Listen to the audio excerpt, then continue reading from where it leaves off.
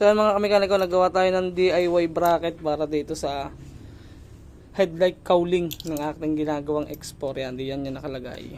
Stainless to mga kamekaniko. Ayun, hindi niya nakalagay. Yun ang ilalagay natin cowling, para din bago. Ilalagay natin yan dyan. Stainless, tapos naka-thread na rin yung tornilyo niya. Tibay nito.